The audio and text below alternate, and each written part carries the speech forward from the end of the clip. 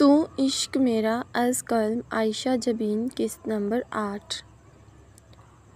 وہ اپنے کالج کے دوست حیدر، عبداللہ اور سحرش کے ساتھ ناران کاغان جانے کے لیے تیار تھے جب صدف کو آتا دیکھ کر حیدر نے سحرش کو اشارے سے ایک طرف ہونے کا بولا۔ بات سنو، یہ صدف کو کس نے بلایا ہے؟ علی دا گریٹ۔ تم جانتے ہو وہ اس کی پھپھو کی بیٹی اور اس کی بڑی بہن کی نند ہے۔ اس کے سامنے بنا سارا پلان تو اس نے بھی ساتھ آنے کا بولا تو علی نے کہا آ جاؤ۔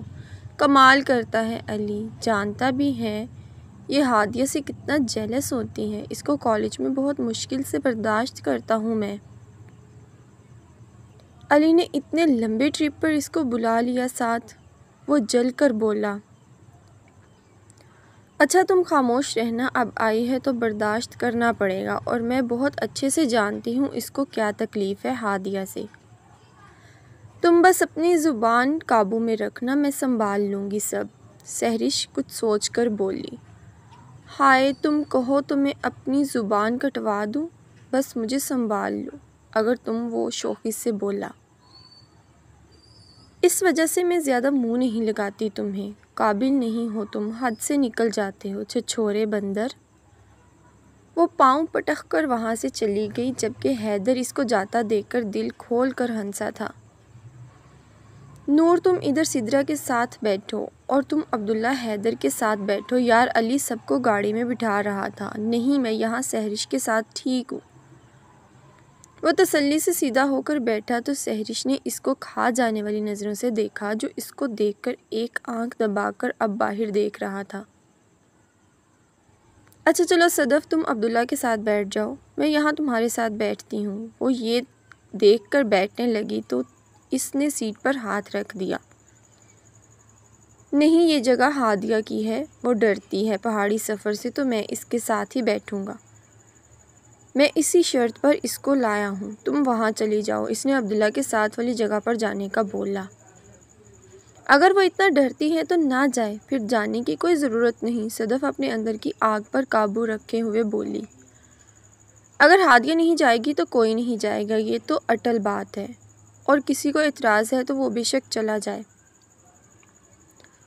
علی دونوں ہاتھ کھڑے کر کے بولا، نہیں اعتراض کی تو کوئی بات نہیں ہے، وہ اصل میں میرے کہنے کا مطلب تھا ابھی میں یہاں بیٹھ جاتی ہوں، جب پہاڑی سلسلہ شروع ہوگا وہ تمہارے ساتھ آ جائے گی۔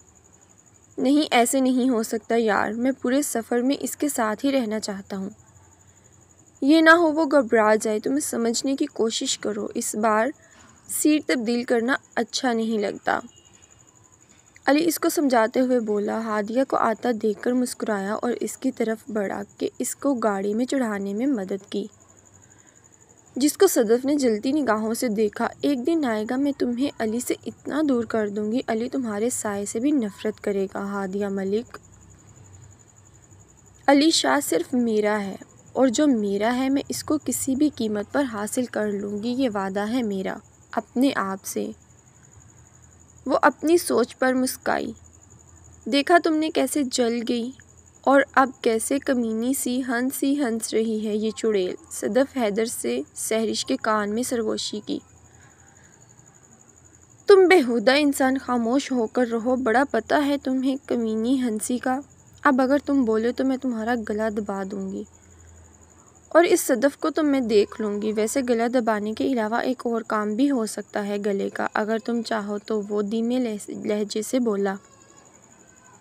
حیدر اب اگر تم نے کوئی اور بکواس کی تو میں تمہیں گاڑی سے باہر پھینک دوں گی، پھر تم رہنا یہاں اکیلے۔ وہ اس کی آنکھیں دکھا کر بولی۔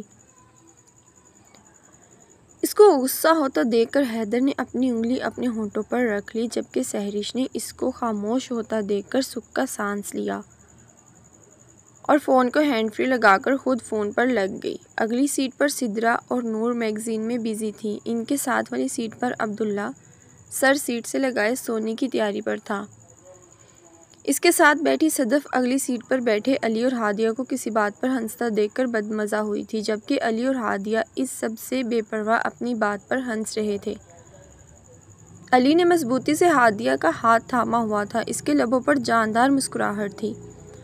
یہ رات کا تیسرا پہر تھا جب اس کی آنکھ کھلی۔ اس کی نگاہ سامنے صوفے پر گئی جہاں علی ترچھا ہو کر سو رہا تھا۔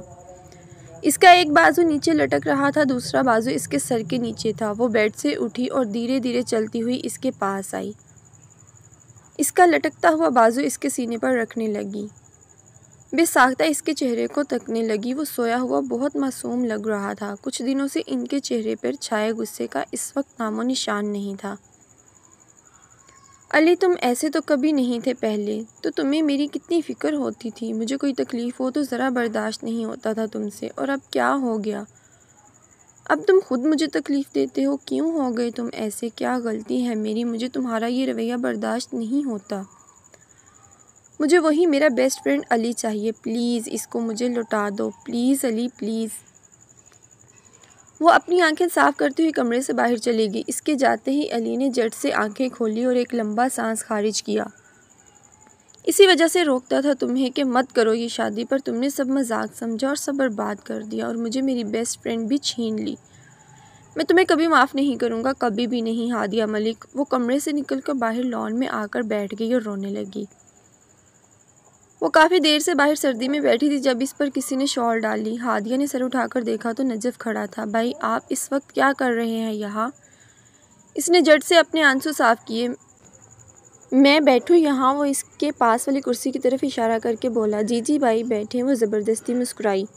یہ تو میں بھی تم سے پوچھ سکتا ہوں، تم اس وقت یہاں کیا کر رہی ہو؟ جب کل تمہاری طبیعت خراب تھی سردی کی وجہ سے، تمہیں احتیاط کرنی چاہیے۔ وہ اس کے سامنے کرسی پر بیٹھ کر بولا۔ بھائی وہ آج ٹائم سے پہلے سو گئی تھی تو اب آنکھ کھل گئی، اور روم میں دم گھٹ رہا تھا تو تازہ ہوا لینے کے لیے باہر آ گئی۔ صحیح، اور علی کہاں ہے؟ اس کو ساتھ ہونا چاہیے تھا تمہارے۔ اور اب ہاتھ کیسا ہے تمہارا؟ وہ اس کا ہاتھ پکڑ کر دیکھنے لگا۔ بھائی وہ کافی دیر سے سوئے تھے، میں ان کو اٹھانا مناسب نہیں سمجھا، اور اب کافی فرق ہے ہاتھ کو۔ وہ دھیرے سے بولی اور ادھر ادھر دیکھنے لگی۔ پتہ ہے کیا، یہ عادت مشرقی لڑکیوں کی اچھی ہے، یہ کہ وہ شادی کے بعد اپنے مسائل کسی کو نہیں بتاتی، سسرال کا معاملہ سسرال میں رکھتی ہیں اور اس کو حل کرنے کی کوشش اپنے دم پر کرتی ہیں۔ مگر کچھ معاملے ایسے ہوتے ہیں جس کا علم ان کے ماں باپ، بہن بھائی یا کسی دوست کو ہونا چاہیے، تاکہ وہ ان کو کوئی اچھا مشورہ یا ان کی سپورٹ کر سکے۔ نجف اس کو دیکھتے ہوئے بولا۔ میں سمجھی نہیں بھائی آپ کی بات، وہ بولی اور اپنے ماتھے پر ہاتھ پھیرنے لگی۔ ہادیہ تم کبھی بھی میرے لیے سائرہ، مریم اور سدرہ سے الگ یا کم نہیں تھی، نہ ہو اور نہ کبھی ہو سکتی ہو۔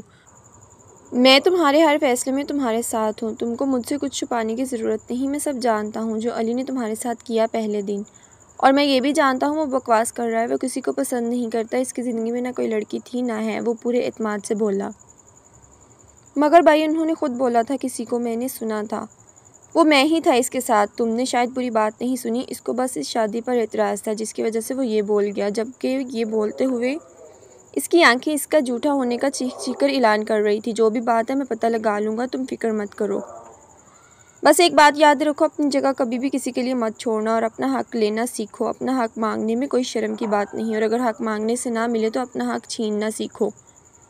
تمہارا یہ بھائی ہر قدم پر تمہارے ساتھ ہے، اٹھو اب اندر جاؤ، بہت سردی ہے۔ وہ اس کے سر پر ہاتھ رکھ کر بولا اور اپنے روم کی طرف جانے لگا، جبکہ ہادیہ جی بھائی بول کر محض سر ہلا کر اٹھ کھڑی ہوئی اور اس کے ساتھ اندر اپنے روم میں جانے لگی۔ وہ دونوں اس بات سے بے خبر تھے، ان دونوں کی باتیں کسی اور نے بھی بڑے غور سے سنی تھی۔